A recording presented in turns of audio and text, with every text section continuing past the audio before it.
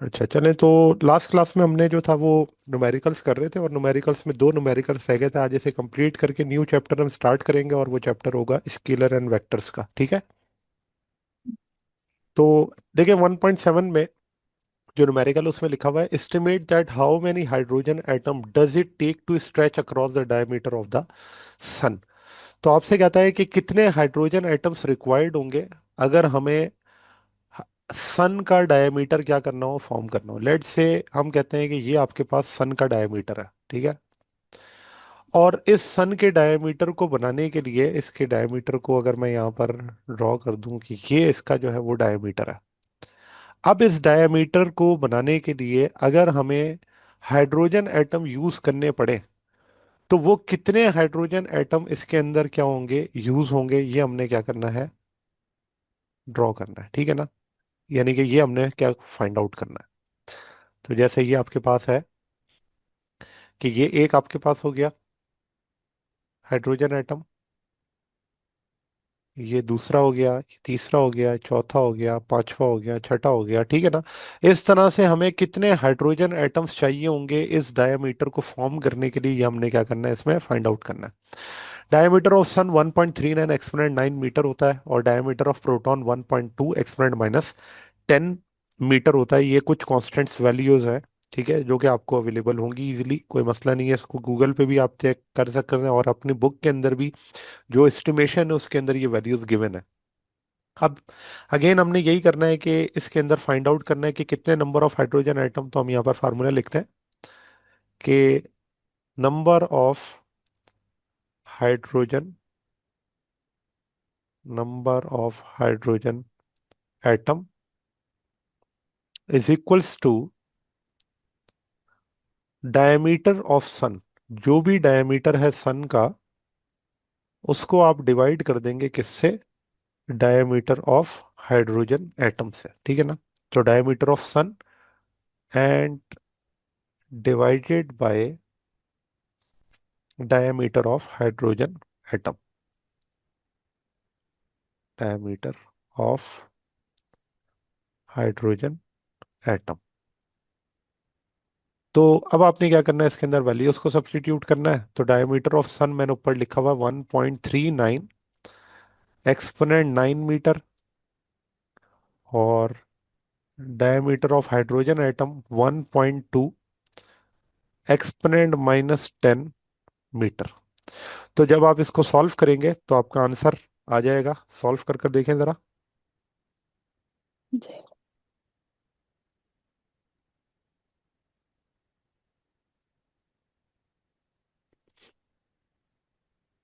1 × 10 = 19।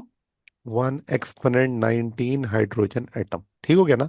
इसका मतलब जी। इतने आपके पास हाइड्रोजन एटम रिक्वायर्ड होंगे अगर आप डायमीटर ऑफ सन को हाइड्रोजन एटम के डायमीटर से क्या कर से मिलाना चाहते हैं। ठीक है। तो ये आपके क्वेश्चन हो गया 1.7। नेक्स्ट क्वेश्चन है 1.8। अब ये क्वेश्चन अनसर्टिनिटी से रिलेटेड, और अनसर्टिनिटी के हमने रूल्स वगैरह पढ़े हुए हैं, तो ऐसा सच इसमें कोई मसला नहीं होना। तो current passing through a resistor, आपको रेजिस्टेंस पता है और उसकी अनसर्टिनिटी भी पता है। ये हम लिख लेते हैं कि हमारे पास गिवन है। ठीक है। गिवन है R plus minus delta R, और इसकी वैल्यू है 13 प्लस माइनस 0.5 ओहम्स। इसी तरह से आपको करंट उन्होंने दे दिया और उसकी अनसर्टिनिटी दे दी है आई प्लस माइनस डेल्टा आई, और करंट की जो वैल्यू है वो क्या है, 3 प्लस माइनस 0.1 एम्पियर। ठीक है। आपसे कहता है calculate the power consumed correct to one significant digit. आपने पावर कंज्यूम कैलकुलेट करनी है। Find the percentage uncertainty of current, find the percentage uncertainty of resistance, and find the absolute uncertainty of the electrical power. तो अब आपने करना क्या है, आपकी रिक्वायरमेंट ये है यहाँ पर, रिक्वायर्ड। तो हम यहाँ पर लिख लेते हैं कि ये जो रिक्वायर्ड है वो ये है कि आपने पावर निकालनी है, और उस पावर की अनसर्टिनिटी भी क्या करनी है, फाइंड आउट करनी है। तो पावर की यूनिट होती है वॉट। तो आपको ये जो है वैल्यूज कैलकुलेट करनी है। ठीक है। अब आते हैं हम सॉल्यूशन पर। तो देखिए, सबसे पहले हम पावर को कैलकुलेट कर लेते हैं। तो पावर को कैलकुलेट करने के लिए हमारे पास जो डेटा गिवन है उस डेटा के हिसाब से, वैसे तो पावर के तीन फार्मूले होते हैं। एक पावर का फार्मूला होता है वोल्टेज मल्टीप्लाई बाय करंट।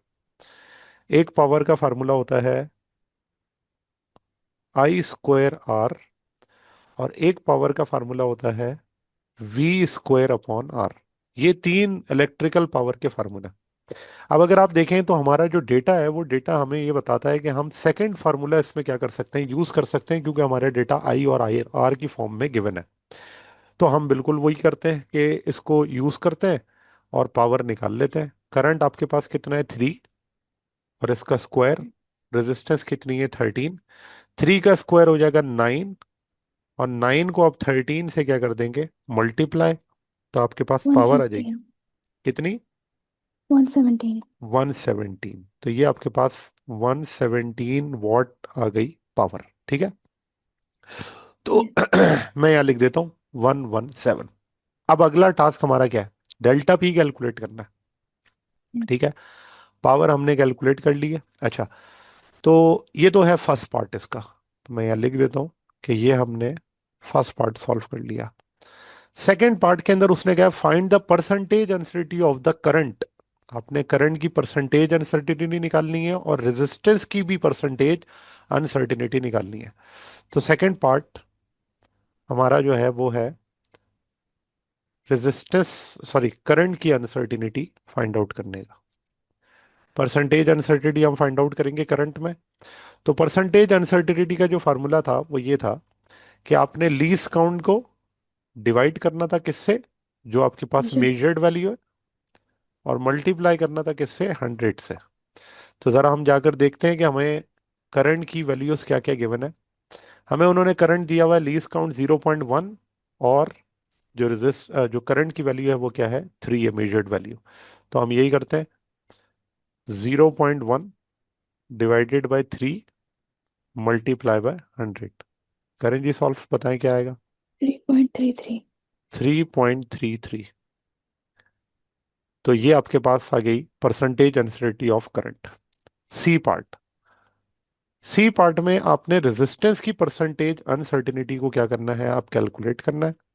तो percentage uncertainty least count divided by measured value multiply by 100।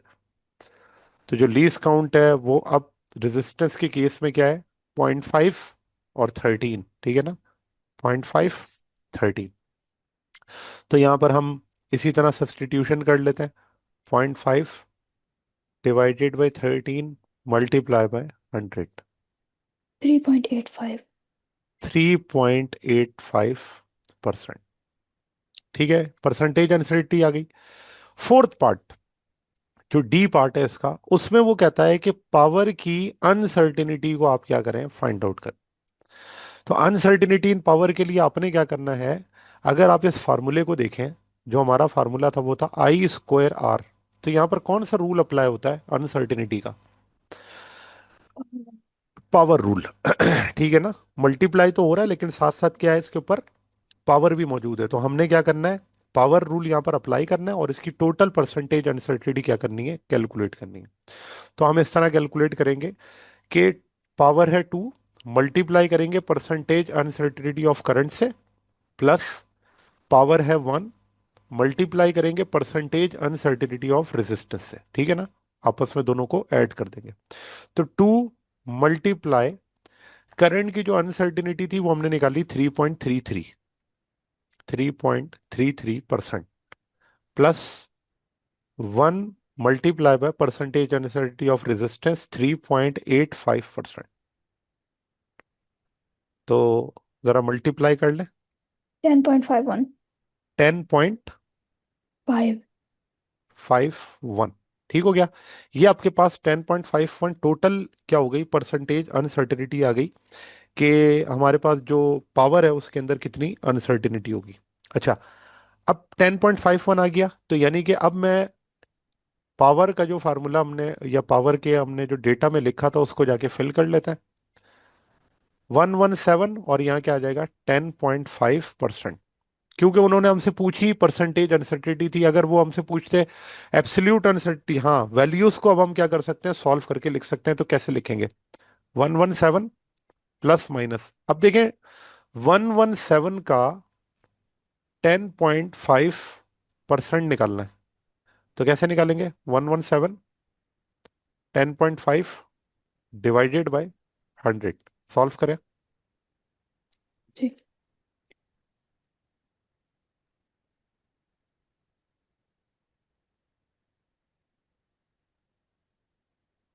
12.28। 12.28, ठीक हो गया। इसका मतलब ये आपके पास जो है वो नंबर के अंदर पावर आ जाती है कि इसमें इतनी अनसर्टिनिटी पावर के अंदर होगी। 117 आपके पास जो है वो टोटल पावर है, और उसमें अनसर्टिनिटी कितनी है? 12.28। इसका मतलब इसमें एरर के जो चांसेस हैं +-12 है। 117 जो आपका आंसर आया उसमें आपके जो एरर के चांसेस है वो सिर्फ इतने मौजूद हो सकते हैं। इसके अलावा बाकी जो आंसर है वो आपका क्या है? एक्यूरेट है। क्लियर है कोई यहाँ तक बात? यस। चले, अब ऐसा है कि क्योंकि हमारा ये चैप्टर क्लोज हो गया है, और इस चैप्टर के अंदर हमने तमाम चीज़ें जो जो डिस्कस कर ली हैं, तो अब हम इसका लेंगे टेस्ट। तो टेस्ट यस। लेने का ये तरीका होगा कि मैं आपको भेजूंगा एक प्रिंटेड फॉर्म में टेस्ट, ठीक है? यस। और आपने करना ये है कि उस टेस्ट को आपने एक टाइम फ्रेम रख के, वो टाइम फ्रेम होगा 40 मिनट्स का, अपने मोबाइल रखिएगा सामने, स्टॉप वॉच ऑन कीजिएगा, और आपने विद इन 40 मिनट्स की डोमेन में उस टेस्ट को अटेम्प्ट करना है, ठीक है? यस। और टेस्ट को अटेम्प्ट करने के बाद उसकी जो पिक्चर्स हैं उसको आपने मुझे जो है वो सेंड करना है, ठीक है ना? या तो यस। पीडीएफ बना के सेंड कर दें या पिक्चर लेके सेंड कर दें, तो फिर मैं वो चेक करके आपको सेंड कर दूंगा, ठीक है? तो ऐसा है कि आप इस चैप्टर को अच्छे से रिव्यू कर लें, ठीक है? जो वीकेंड आ रहा है उस वीकेंड के ऊपर मैं आपको टेस्ट सेंड कर दूंगा, तो आपके पास टाइम होगा थोड़ा पिछला जो भी है रिवाइज वगैरह करके, इतवार तक आप इस यस। टेस्ट को अटेम्प्ट करें और वो मुझे सेंड कर दें, तो मंडे को उस टेस्ट को फिर हम डिस्कस कर लेंगे, ठीक है? यस। चले, तो आज हम न्यू चैप्टर स्टार्ट करते हैं, और इस चैप्टर का नाम है स्केलर एंड वेक्टर्स। ये यूनिट नंबर 2 है आपकी बुक का। देखिए जी, सबसे पहले हम वेक्टर्स के बारे में पढ़ते हैं कि ये वेक्टर्स क्या होते हैं। तो वेक्टर्स उन फिजिकल क्वांटिटीज को कहते हैं जिनके पास क्या होती है? डायरेक्शन होती है। मैग्नीट्यूड तो जाहिर सी बात है हमारे पास गिवन ही होता है, तो हम ये कह देते हैं those physical quantities, those physical quantities which only, which is not only represented by its magnitude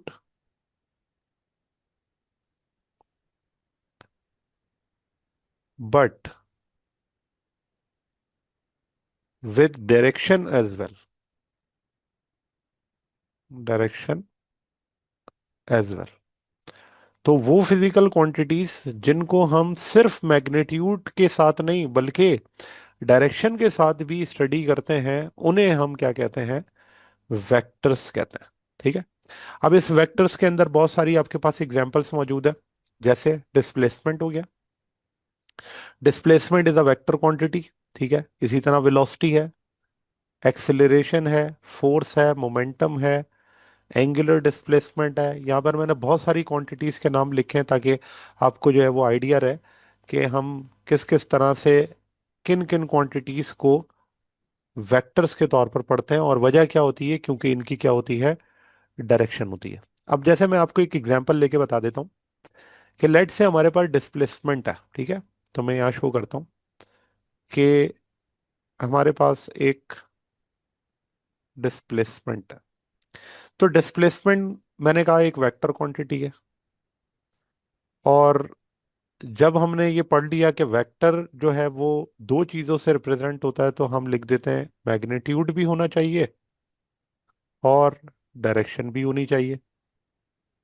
तो अब किसी भी डिस्प्लेसमेंट को मैग्नीट्यूड और डायरेक्शन के हिसाब से कैसे हम शो करेंगे? तो लेट से मैं कहता हूं कि एक बॉडी जो है वो 5 स्टेप्स लेती है। तो a body takes 5 steps. Now, what is the magnitude over here? 5 steps. लेकिन ये बात अभी तक कंप्लीट इसलिए नहीं होती क्योंकि वो 5 स्टेप्स तो किसी भी डायरेक्शन में लिए जा सकते हैं। तो जब तक हम उस 5 स्टेप्स की डायरेक्शन को रिप्रेजेंट नहीं करेंगे, डिस्प्लेसमेंट कंप्लीट नहीं होगा।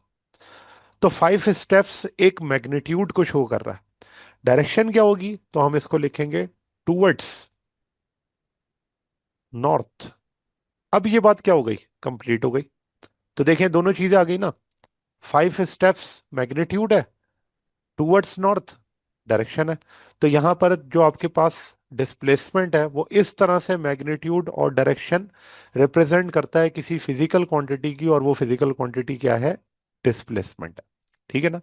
तो जब हम कभी भी फिजिकल क्वांटिटी को शो करेंगे तो हमें उसके लिए मैग्नीट्यूड और डायरेक्शन दोनों क्या होंगे, रिक्वायर्ड होंगे। अब जैसे हम वेलोसिटी की बात करते हैं कि अगर एक बॉल है और उस बॉल को आप क्या कर रहे हैं, ऊपर लेके जा रहे हैं, तो बॉल ऊपर जाते हुए इसकी स्पीड क्या होगी, वो डिक्रीज हो रही है। और ऊपर पहुंचने के बाद इसकी स्पीड क्या हो जाएगी, जीरो। लेट से मैं कहता हूं कि एक बॉडी है जिसको आपने इनिशियली 3 मीटर पर सेकेंड से अपवर्ड थ्रो किया। फिर जब वो अपनी मैक्सिमम हाइट पे पहुंच गया, उसकी स्पीड क्या हो गई, जीरो। देन फिर से वो क्या होगा, नीचे की तरफ मूव करेगा। तो अब देखिए जब ऊपर जा रहा है उस टाइम उसकी डायरेक्शन अपवर्ड है, जब नीचे आ रहा है डायरेक्शन डाउनवर्ड है। तो हमें इस स्पीड के साथ डायरेक्शन को क्या करना पड़ेगा, रिप्रेजेंट।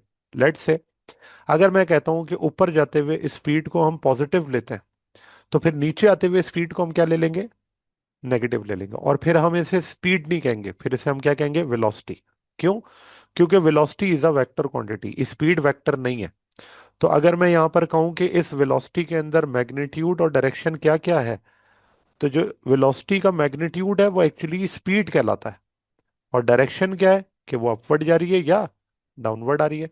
तो मैं कहूं, अगर इस केस में जो कि मेरा केस है, उस केस में अगर मैं कहूं कि मैग्नीट्यूड क्या है, तो मैग्नीट्यूड इसका स्पीड है। वेलोसिटी का मैग्नीट्यूड क्या है, स्पीड। और डायरेक्शन क्या है, पॉजिटिव और नेगेटिव। तो ये जो पॉजिटिव और नेगेटिव है ये शो करता है कि वो बॉडी अपवर्ड जा रही है या फिर डाउनवर्ड आ रही है। और इस तरह से आप क्या करते हैं, इस फिजिकल क्वांटिटी को एक्सप्लेन कर देते हैं। क्यों, क्योंकि इसके पास सिर्फ मैग्नीट्यूड नहीं बल्कि क्या है, डायरेक्शन भी मौजूद है। जबकि स्केलर क्वांटिटी की अगर हम बात करें तो स्केलर क्वांटिटी में सिर्फ और सिर्फ मैग्नीट्यूड होता है। जैसे मैं कहूँ आज का जो टेम्परेचर है वो 12 डिग्री सेल्सियस है। अब ये 12 डिग्री सेल्सियस के लिए मुझे डायरेक्शन बताने की जरूरत नहीं है कि 12 डिग्री सेल्सियस नॉर्थ की तरफ है, ईस्ट की तरफ है, वेस्ट की तरफ है, अपवर्ड है, डाउनवर्ड है। मुझे कोई जरूरत नहीं है। 12 डिग्री सेल्सियस टेम्परेचर को कंप्लीटली रिप्रेजेंट कर रहा है। और अगर कंप्लीटली रिप्रेजेंट कर रहा है फिर मुझे जरूरत ही नहीं है इस चीज को डिफाइन करने की कि इसकी डायरेक्शन क्या है या इसके साथ प्लस माइनस में लगाऊं। ठीक है ना। तो यहाँ पर जो ये आपके पास टेम्परेचर है ये क्या है, एक स्केलर क्वांटिटी है। तो होप आपको ये बात समझ आ गई होगी कि इस जो वेक्टर्स होते हैं वो वेक्टर्स ऐसी क्वांटिटीज होती हैं जो स्पेसिफिकली एक्चुअली किसके लिए बनी होती हैं, डायरेक्शन के लिए। तो जहां डायरेक्शन होगी हम कहेंगे वहां पर आपके पास क्या है, वेक्टर क्वांटिटी है। क्लियर है यहां तक बात। यस। अच्छा, अब यहां पर मैंने जो है वो एक रिप्रेजेंट किया है डायग्राम को। इस डायग्राम को अगर हम कहें कि यहाँ पर रेजिस्टर्स मौजूद है, एक रेजिस्टर है R1, एक रेजिस्टर है R2 और एक रेजिस्टर है R3। तो आपने क्योंकि 10th क्लास के अंदर भी ये सीधा सीधा पढ़ा होगा कि अगर यहाँ से आपके पास करंट I1 पास हो रहा है तो वो करंट दो हिस्सों में जाके डिवाइड हो जाएगा, क्योंकि आगे कॉम्बिनेशन क्या है, पैरेलल। इस करंट को मैं I2 कह देता हूँ, इस करंट को मैं I3 कह देता हूँ। तो यहाँ पर अगर आप देखें कि करंट क्या है, एक स्केलर क्वांटिटी है। और स्केलर क्वांटिटी के ऊपर वेक्टर जो लॉज हैं वो अप्लाई नहीं होते, क्योंकि हमें इसके अंदर डायरेक्शन की जरूरत नहीं है कि R2 किस डायरेक्शन में जा रहा है, R3 किस डायरेक्शन में जा रहा है।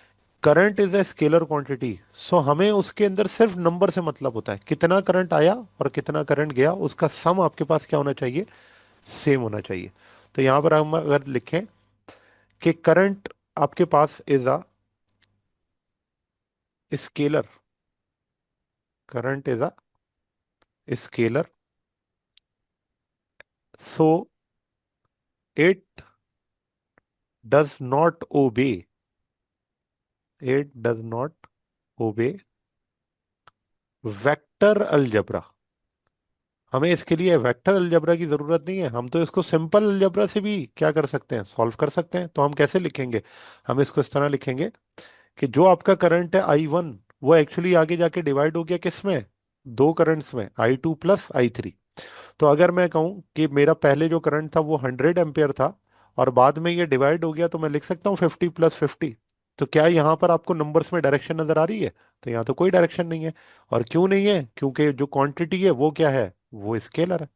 ठीक है, तो करंट क्या होता है, स्केलर होता है। अगर वेक्टर होगा तो फिर वेक्टर के लिए हमें क्या करना पड़ेगा, डायरेक्शंस को भी सॉल्व करना पड़ेगा, और यही कॉम्प्लिकेशन है जिसकी वजह से हम इस चैप्टर को वेक्टर का नाम देते हैं। ठीक है। Yes. अब बताइए रिप्रेजेंटेशन ऑफ वेक्टर पर। किसी भी वेक्टर को हम रिप्रेजेंट कैसे करते हैं, और ये रिप्रेजेंटेशन एक्चुअली सिंबॉलिक और फिर इसी तरह ग्राफिकल रिप्रेजेंटेशन साथ साथ चलेगी। तो हम अगर देखें कि इसकी सिंबॉलिक रिप्रेजेंटेशन क्या है, तो हम इसको डिफरेंट लेटर्स के जरिए यूज करते हैं, या डिफरेंट लेटर्स के जरिए रिप्रेजेंट करते हैं। इसको हम लिखते हैं symbolic, symbolic representation, symbolic representation. तो सिंबॉलिक रिप्रेजेंटेशन के अंदर आप किसी भी वेक्टर को इस तरह लिख सकते हैं कि उसके ऊपर आप क्या करते हैं, एरो लगा दें, या फिर आप इस तरह कर सकते हैं कि उसके नीचे एरो यूज कर लें, या फिर आप इसको इस तरह यूज कर सकते हैं कि आप उसके लिए बोल्ड जो लेटर है उसे यूज कर लें। ठीक है। या फिर आप किसी भी वेक्टर को इस तरह यूज कर सकते हैं कि उसे इटैलिक फॉर्म में जो है वो ड्रॉ कर दें। ठीक है। ये सारी जो आपके पास रिप्रेजेंटेशन है, इसे हम क्या कहते हैं, सिंबॉलिक रिप्रेजेंटेशन। और इसके अंदर ज्यादातर यूज होने वाली वो ये है कि आप किसी भी सिंबॉलिक रिप्रेजेंटेशन में किसी भी लेटर के ऊपर क्या कर दें, एरो हेड लगा दें। वो एरो हेड शो करेगा कि वो क्वांटिटी वेक्टर है। ठीक है ना, ये सिंबॉलिक रिप्रेजेंटेशन कहलाती है। दूसरी आपके पास जो है वो, मैंने आपको बताया कि इसमें आप क्या कर सकते हैं कि एरो हेड को भी इस्तेमाल कर सकते हैं। तीसरी जो दूसरी आपके पास है वो है ग्राफिकल रिप्रेजेंटेशन। ठीक है। सिंबॉलिक रिप्रेजेंटेशन के बाद हम पढ़ते हैं ग्राफिकल रिप्रेजेंटेशन।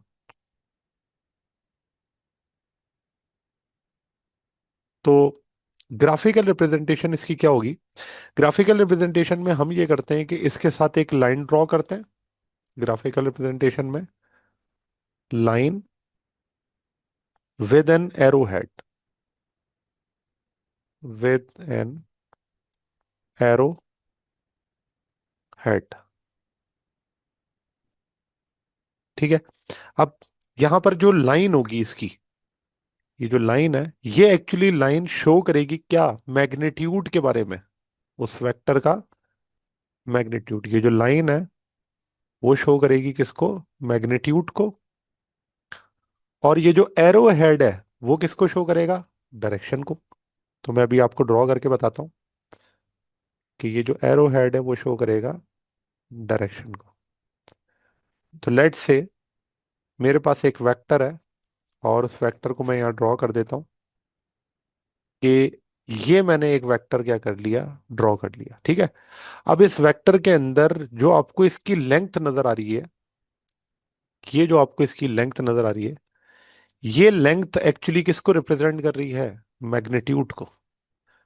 जितनी ज्यादा इसकी लेंथ होगी, इसका मतलब उस क्वांटिटी का उतना ही ज्यादा क्या है, मैग्नीट्यूड है। और यहां पर जो आपको इसका एरो नजर आ रहा है, ये एरो क्या शो कर रहा है कि उस क्वांटिटी की डायरेक्शन क्या है। ठीक है। तो मैं आपको एक सी एग्जांपल देता हूँ, उस एग्जांपल से आपको ये बात क्लियर हो जाएगी कि लेट से मेरे पास एक जो है वो वेक्टर ड्रॉ हुआ होगा। इस वेक्टर को मैंने यहाँ पे ड्रॉ कर लिया इस तरह से। ठीक है। अच्छा, अब इस वेक्टर के अंदर मैं ये शो करना चाहता हूँ कि यहाँ पर है नॉर्थ, ये है साउथ, ये है ईस्ट, और ये है वेस्ट। ठीक है। तो मैं ये शो करना चाहता हूँ कि a ship displaced, displaced 50 kilometre in north east direction.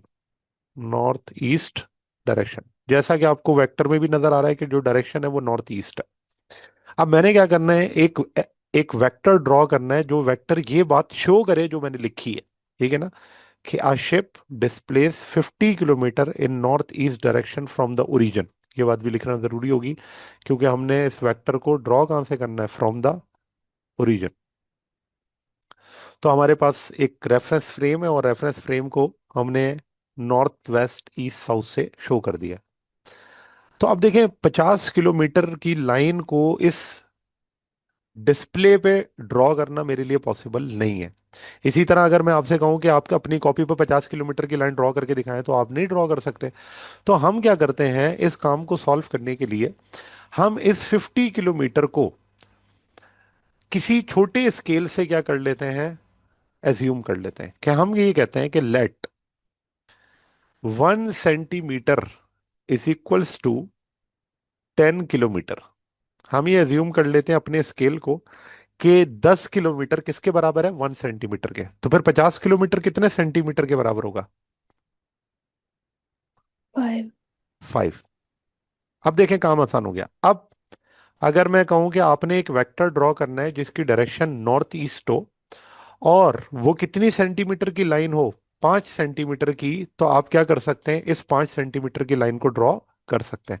तो मेरे पास वो वेक्टर, उस वेक्टर को मैं कह देता हूं आर, और वो आर 5 सेंटीमीटर का है। तो इसका मतलब यहां पर ये जो 5 सेंटीमीटर है ये इसका मैग्नीट्यूड है, और इसका एरो क्या शो कर रहा है, डायरेक्शन के बारे में, और वो डायरेक्शन क्या है, नॉर्थ ईस्ट। तो अब आपको बात समझ आ गई होगी कि किसी भी लाइन की जो लेंथ होती है, या एरो की जो लेंथ होती है, वो लेंथ एक्चुअली क्या शो करती है, मैग्नीट्यूड के बारे में। और जो उसका एरो हेड होता है वो किसको शो करता है, डायरेक्शन के बारे में। तो ये आपके पास कहलाती है ग्राफिकल रिप्रेजेंटेशन, ठीक है। यस। फिर इसकी आती है ट्रिग्नोमेट्रिक रिप्रेजेंटेशन। Trigonometric representation. अब देखिए, ट्रिग्नोमेट्रिक रिप्रेजेंटेशन में हमने करना यह है कि क्योंकि कोई भी वेक्टर जब आप ड्रॉ करते हैं, तो वो वेक्टर अगर तो सिंगल एक ही लाइन के अंदर मौजूद है, तो जाहिर सी बात है आप एक एक्सेस यूज करेंगे, या तो एक्स यूज करेंगे, या वाई यूज करेंगे, या फिर क्या करेंगे, जेड यूज करेंगे। लेकिन अगर कोई वेक्टर किसी दो डायमेंशन के अंदर ड्रॉ हुआ है, एक्स वाई, वाई जेड, या जेड एक्स, तो फिर उस वेक्टर को शो करने के लिए हमें दो या दो से ज्यादा कंपोनेंट्स की जरूरत पड़ती है। तो मैं कह देता हूं मेरा वेक्टर है ए, उस वेक्टर के ऊपर मैंने एरो हेड लगा दिया, क्योंकि ऊपर में पढ़कर आया सिंबॉलिक रिप्रेजेंटेशन ये होती है। अब मैं इसको अगर लिखूं तो ट्रिग्नोमेट्रिक रिप्रेजेंटेशन ये होगी कि मैं इस वेक्टर को इसके कंपोनेंट्स में लिख सकता हूं। वो कंपोनेंट क्या होगा, एक कंपोनेंट होगा एक्स एक्सिस में, इसे लिख देते हैं ए एक्स, और एक कंपोनेंट होगा वाई एक्सिस में, इसे लिख देते हैं ए वाई। तो यहाँ लिख दिया ए एक्स प्लस ए वाई। और यहाँ पर हम इसके लिए क्या करते हैं, यूनिट वेक्टर का इस्तेमाल करते हैं। वो यूनिट वेक्टर है आई और जे। अभी आगे जाकर हम इसको डिस्कस करेंगे व्हाट इज आई और जे, लेकिन आई और जे को अभी फिलहाल हम यहाँ पे ये इस तरह शो कर देते हैं कि किसी भी वेक्टर को जो कि 2 डायमेंशन में ड्रॉ हुआ हो, तो उसको हम उसके जो कंपोनेंट्स हैं उसमें हम किस तरह से लिख सकते हैं। तो ये आपके पास इसकी जो है वो ट्रिग्नोमेट्रिक रिप्रेजेंटेशन कहलाती है, ठीक है। अच्छा, नेक्स्ट पॉइंट इसमें यह है कि कोऑर्डिनेट एक्सिस क्या होता है। क्योंकि हमें वेक्टर चैप्टर पढ़ रहे हैं, तो हमें इस कोऑर्डिनेट एक्सिस के बारे में पता होना चाहिए, ताकि हमें आगे जो ये चीजें हैं ये क्लियर हो जाए। तो कोऑर्डिनेट एक्सिस क्या है, तो इसको मैं इस तरह से लिखता हूं कि coordinate axis is the set of, इसकी डेफिनेशन है ये, ठीक है, yes. Set of two mutually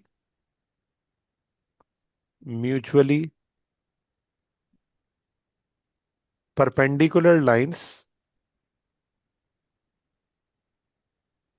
perpendicular lines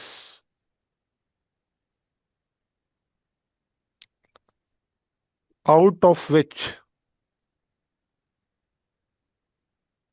out of which one is horizontal, one is horizontal. तो कोऑर्डिनेट एक्सिस की ये डेफिनेशन है कि ये दो म्यूचुअली परपेंडिकुलर लाइन है। म्यूचुअली का मतलब ये है कि दोनों का जो पॉइंट ऑफ इंटरसेक्शन है वो क्या है, सेम है। और उनमें से जो एक लाइन है वो क्या होगी, वो हॉरिजॉन्टल होगी। जैसे मैं यहाँ पे डायग्राम में आपको ड्रॉ करता हूँ कि ये आपके पास है एक्स एक्सिस, इसको हॉरिजॉन्टल एक्सिस भी कहते हैं, ठीक है। और ये आपके पास क्या है, वाई एक्सिस, और इसे वर्टिकल एक्सिस भी कहते हैं। वाई एक्सिस इसे हम वर्टिकल लाइन या वर्टिकल एक्सिस कहते हैं, और जो एक्स एक्सिस है उसे हम हॉरिजॉन्टल लाइन कहते हैं, हॉरिजॉन्टल लाइन। अच्छा, तो अब यहां पर ये जो पॉइंट है ना, जिस पॉइंट के साथ ये दोनों इंटरसेक्ट कर रहे हैं, इस पॉइंट को हम कहते हैं पॉइंट ऑफ इंटरसेक्शन, या फिर इसे हम कहते हैं ओरिजिन, ठीक है।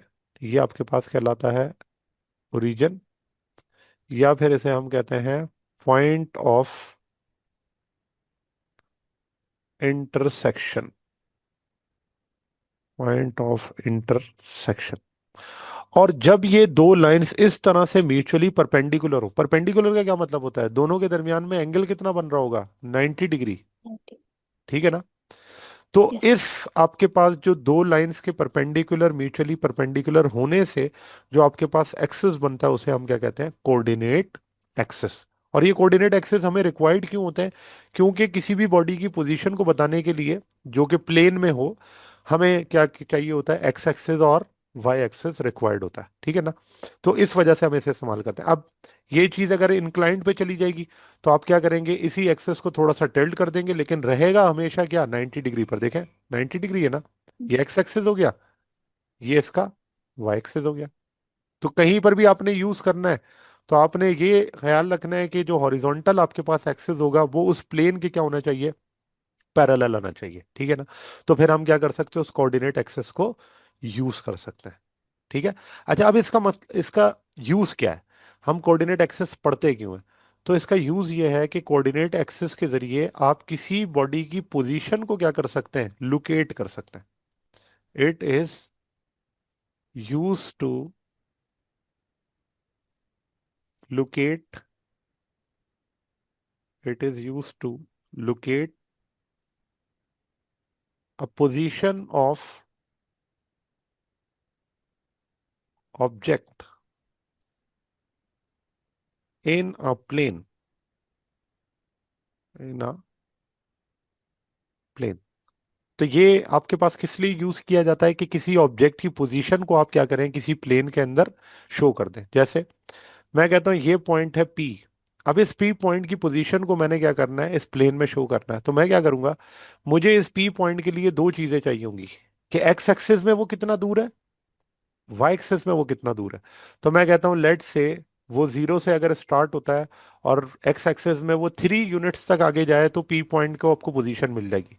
तो पी पी पॉइंट तो वाई एक्सिस में बहुत आगे जाकर है, तो हम कह देते हैं वो 4 है। तो मैं यहाँ क्या लिखूंगा कि पी पॉइंट पर एक्स एक्सिस के अंदर 3i इसकी पोजीशन है, और वाई एक्सिस में इसकी पोजीशन क्या है, 4j। तो यहाँ पर ये जो मैंने 3i और 4j लिखा है, ये एक्चुअली इस कोऑर्डिनेट एक्सिस के जरिए ही लिखा है, ठीक है ना। ये एक तरह से रेफरेंस फ्रेम भी कहलाता है। जैसे आप ये कहते हैं ना कि आपके घर की लोकेशन को अगर हम आइडेंटिफाई करते हैं तो किस किस चीज़ों से करते हैं, स्ट्रीट नंबर क्या होना चाहिए, हाउस नंबर क्या होना चाहिए, ठीक है, वो सेक्टर कौन सा हो, वो रोड कौन सी है, वो सिटी कौन सा है। ये जितनी भी चीज़ें हैं ये एक्चुअली कोऑर्डिनेट करती हैं उस लोकेशन को ट्रेस करने के लिए। तो यहाँ पर भी ऐसी है कि किसी पोजीशन को अगर आपने ट्रेस करना है तो उस पोजीशन को ट्रेस करने के लिए हम क्या करते हैं, कोऑर्डिनेट एक्सिस का सहारा लेते हैं। क्लियर है। Yes. अच्छा, उसके बाद इस कोऑर्डिनेट एक्सिस के अंदर हम पढ़ते हैं फ्रेम ऑफ रेफरेंस के बारे में। अब ये फ्रेम ऑफ रेफरेंस क्या है, रेफरेंस नाम से ही पता चल रहा है एक ऐसा फ्रेम है जो कि रेफरेंस के लिए इस्तेमाल किया जाएगा, ठीक है ना। तो इसे हम कहते हैं कि वो जो आपके पास था वो प्लेन के अंदर था, अब ये आपके पास क्या हो जाता है, 3 डायमेंशन हो जाता है। तो हम इसको लिखते हैं, it is the three mutually, वहां पर था 2, यहां पर है 3, थ्री म्यूचुअली परपेंडिकुलर लाइंस। अब आपने दो लाइंस को परपेंडिकुलर नहीं करना बल्कि 3 लाइन को करना है, तो ये इसका मतलब अब 3 डायमेंशनल के अंदर चला जाता है, 3 mutually perpendicular lines are called frame of reference. अब कैसे होगा? तो यहाँ पर आप देखें कि ये मैंने तीन लाइंस क्या की हुई हैं, ड्रॉ की हुई हैं, जो कि म्यूचुअली क्या है, परपेंडिकुलर है। ठीक है। तो यहाँ पर अगर आप देखें, ये है एक्स एक्सिस, ये है वाई एक्सिस, और ये है जेड एक्सिस। इसी तरह से अगर मैं जेड एक्सिस को रिप्लेस कर देता हूँ दूसरी साइड पर, तो वो क्या हो जाएगा, नेगेटिव हो जाएगा। जैसे एक्स का ऑपोजिट क्या होगा, माइनस एक्स। वाई का ऑपोजिट क्या होगा, माइनस वाई। और जेड का ऑपोजिट क्या होगा, माइनस जेड। ठीक है ना। अब जब हम ये तीन म्यूचुअली परपेंडिकुलर लाइंस ड्रॉ कर देते हो, अगर आप देखें कि इन सब की लाइंस के दरमियान में एंगल क्या है, 90 डिग्री। देखें, एक्स और वाई के दरमियान में एंगल आपको नजर आ रहा है, 90। इसी Yes. तरीके से वाई और जेड के दरमियान में एंगल क्या है, 90 डिग्री। इसी तरह से वाई और जो सॉरी जेड और वाई के दरमियान में अगर आप एंगल देखें तो वो भी क्या है, 90 डिग्री। तो आप किसी भी दो पॉइंट्स के दरमियान में अगर एंगल देखेंगे ना, तो वो एंगल आपको क्या नजर आएगा, वो 90 डिग्री नजर आएगा। 90 से ये कम नहीं? जी। ये Y और Z वाला 90 से कम नहीं है? नहीं नहीं नहीं नहीं नहीं नहीं। वो असल में मैं अभी थ्री डायमेंशनल आपको ड्रॉ करके दिखा नहीं सकता ना, लेकिन आपको ये बात इस तरह क्लियर होगी कि आप तीन पेन ले लें, ठीक है ना, और उन तीन पेन्स को इस तरह से आपस में कनेक्ट करें कि वो थ्री डायमेंशनल क्या करे, शेप इख्तियार कर ले। आप थ्री डायमेंशनल के अंदर आप उसका एंगल देखें, हर एक पॉइंट के साथ क्या होगा, 90 डिग्री। ठीक है ना। जैसे अभी यहाँ पर y और x को तो मैंने कह दिया, ठीक है। y और माइनस जेड भी हो गया। इसी तरीके से y और प्लस जेड भी इसी तरह से क्या होगा, ये 90 होगा। ठीक है। और इसी जी। तरह माइनस एक्स और वाई को देखें तो वो भी 90 है। तो किसी भी पॉइंट पर आप देख लें, क्योंकि अब ये थ्री डायमेंशनल पिक्चर यहाँ पे इस तरह से ड्रॉ हो नहीं सकती है, तो इसीलिए मैंने थोड़ा सा इसको टिल्ड किया हुआ। लेकिन रियल लाइफ के अंदर अगर आप देखें, तीन पेन्स को एक साथ पकड़ लें तो, और उनको इस तरह से आप पकड़ें कि तीनों म्यूचुअली परपेंडिकुलर हो, तो फिर आपके पास ऑटोमेटिकली ये रेक्टेंग जो फ्रेम ऑफ रेफरेंस है वो क्या हो जाता है, फॉर्म हो जाता है। ठीक है। Yes. अच्छा। अब यहाँ पर क्योंकि रेफरेंस फ्रेम की हम बात कर रहे हैं, तो रेफरेंस फ्रेम में मैंने आपको बता दिया कि सबसे कॉमन या सबसे ज्यादा यूज होने वाला फ्रेम ऑफ रेफरेंस जो है ना, वो कहलाता है रेक्टेंगुलर कोऑर्डिनेट सिस्टम। अब रेक्टेंगुलर कोऑर्डिनेट सिस्टम क्या है, तो इसको हम लिखते हैं the system, the system of coordinate axis, the system of coordinate axis is known as, is known as Cartesian. इसको कार्टेशियन भी कहा जाता है। और रेक्टेंगुलर, और rectangular coordinate system, rectangular coordinate system. तो ये आपके पास सिस्टम ऑफ कोऑर्डिनेट एक्सिस है। और इसको फिर जब हम लिखते हैं तो हम यही लिखते हैं कि प्लेन के अंदर हमें कितने एक्सिस चाहिए होते हैं। तो प्लेन में किसी भी बॉडी की पोजीशन को आइडेंटिफाई करने के लिए you required to axis. And किसी भी बॉडी की पोजीशन को स्पेस में लोकेट करने के लिए आपको कितने मिनिमम एक्सेस रिक्वायर्ड होंगे, तो वो एक्सेस हैं थ्री एक्सेस। ठीक है ना। तो इसी वजह से प्लेन के लिए हम यूज करते हैं कि प्लेन जो होता है वो टू डायमेंशनल होता है, और जो स्पेस होता है वो क्या होता है, थ्री डायमेंशनल होता है। ठीक है। और तीनों का काम क्या है, किसी भी पॉइंट को लोकेट करना। अब यहाँ पर अगर थ्री डायमेंशनली मैं इस पॉइंट को लोकेट कर रहा हूँ, तो मुझे एक्स एक्सिस भी चाहिए, वाई एक्सिस भी चाहिए, जेड एक्सिस भी चाहिए। जबकि ऊपर मैंने प्लेन में आपको बताया था कि सिर्फ दो ही एक्सिस रिक्वायर्ड थे, एक्स एंड वाई। क्लियर है यहाँ तक बात? Yes.